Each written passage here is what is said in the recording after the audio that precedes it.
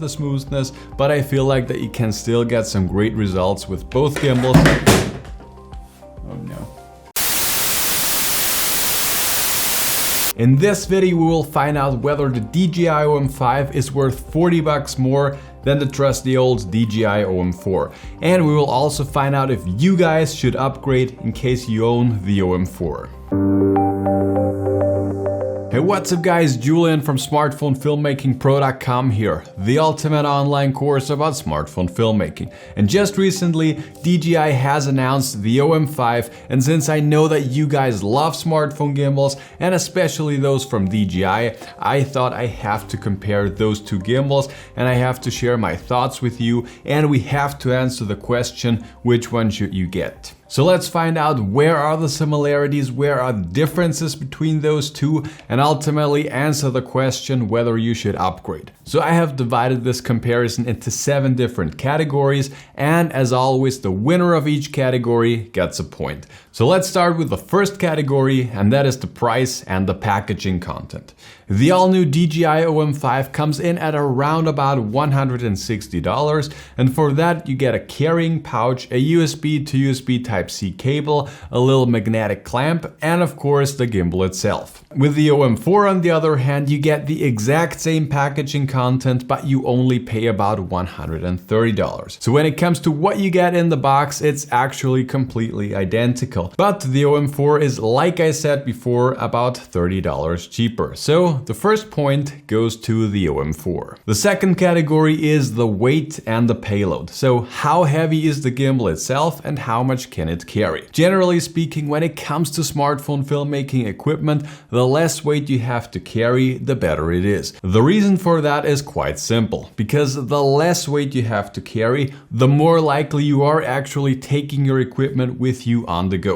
So the DJI OM5 weighs just 320 grams and the OM4 weighs 400 grams. So it's 80 grams heavier than the new one. When you are holding both gimbals in your hand, you can definitely feel a difference. You can feel that the OM4 is a little heavier, but to be honest, I was using the OM4 for the better part of a year now, and I actually never had any issues with the weight, and I never had the feeling that it's too heavy. And when it comes to the payload of both gimbals, on paper, both of them can carry up to 290 grams maximum. And to give you guys a real-world example, I have tested both gimbals with my iPhone 12 Pro and some add-on lenses from SV Assets, and it worked without any problems on both of them. I have also tried the iPhone 12 Pro plus an ND filter from the company Sandmark, and it was also able to handle it without bigger issues.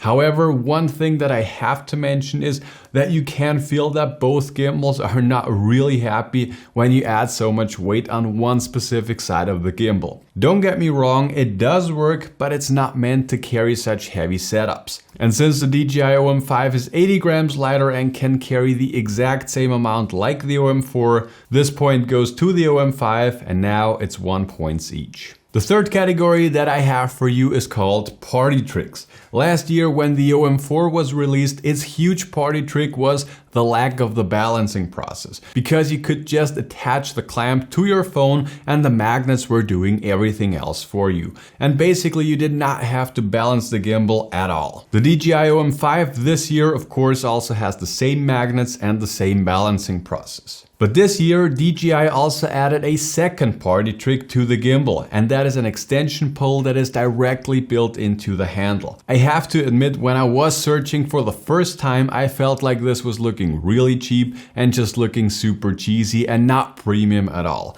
But actually, when I started using it and when I had it for the first time in my hands, I actually found it to be helpful in certain scenarios, and the build quality is also not too bad. Especially when it comes to shooting in low mode and also when you're shooting very high up, or in case you just want to fake a drone shot or even fake an FPV drone shot, this can be really handy and you can get some really cool results with this. So this category, the party trick category, goes to the OM5. Alright, so in theory the extension pole is kind of cool, but now we need to figure out how good it actually is and how smooth the shots are that you are getting using the extension pole. And this brings us to the next category, and that is the stability and the smoothness of your shots. So let's talk about the stability and the smoothness of both gimbals. Like I said before, I was using the OM4 for the better part of last year, and when it comes to the overall smoothness of this gimbal, I have to say that I was really happy with the results.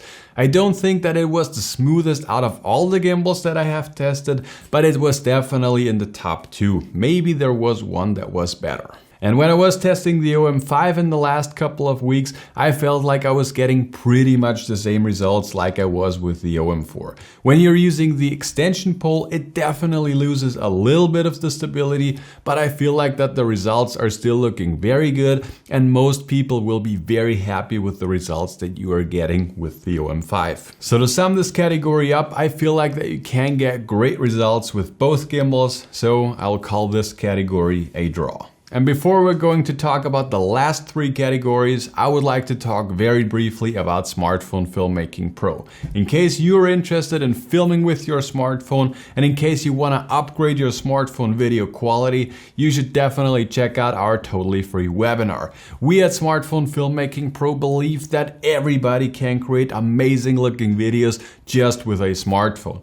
In our totally free webinar, I share the top 5 secrets to shooting cinematic videos with your smartphone. It's the first link below that like button, and you can watch it for free and whenever you want. So watch it, check it out, and I'll see you there. Alright, so next up, let's talk about the low mode. When you are an aspiring filmmaker, you are always on the search for getting new perspective and getting new views to film your videos in an interesting way to make it interesting for your viewers.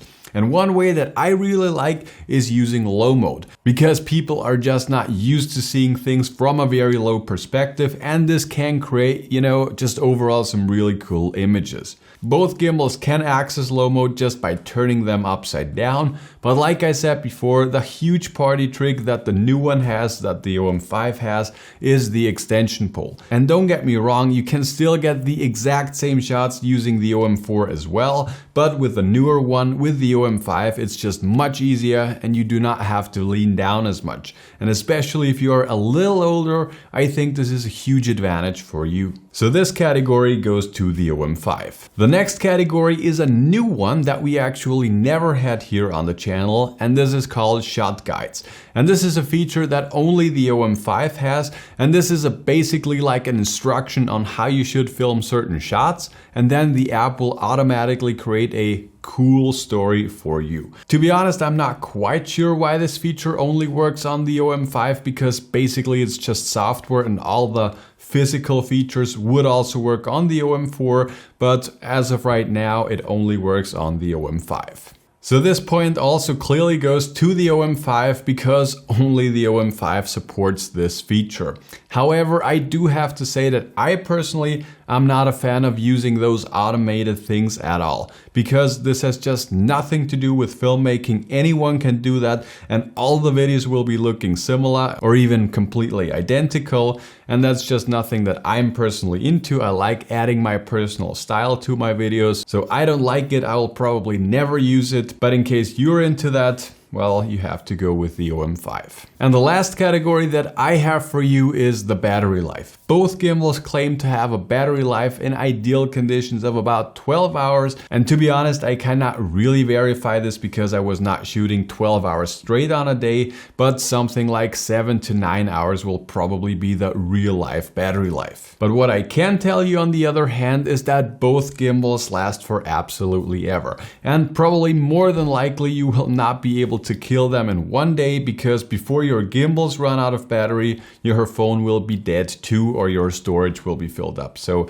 I think battery life is not a huge deal on both of those. So this category is a draw as well. And to sum this video up and to answer the question whether you should upgrade from the OM4, well, I have to say it really much depends. For me personally, I do not feel like the extension pole is enough to upgrade from the OM4. Don't get me wrong, the extension pole is a cool feature and it can be very handy in certain scenarios, and I will probably also be using it in certain scenarios. But most of the time and for most shooting scenarios, I feel like the OM4 will do the trick just as fine. So should you upgrade in case you have the OM4? Well, I think it's a very personal decision. For me personally, I do not feel like the OM5 will make you a better filmmaker compared to you using the OM4. So I would recommend that you rather invest the money maybe in your own education with Smartphone Filmmaking Pro, for example, or into lighting or into add-on lenses or something like this, because this will just bring you much further and this will make your results look way better compared to you using just a newer gimbal. So in case you're interested in upgrading your skills, like I said before, definitely check out the webinar. It's the first link below that like button. And yeah, but that's basically it for this video. I hope you enjoyed it. I hope you liked it. As always, if you have any further questions, if you want to know anything about those two gimbals, please let me know. But that's it for now, and I'll talk to you guys in the next one.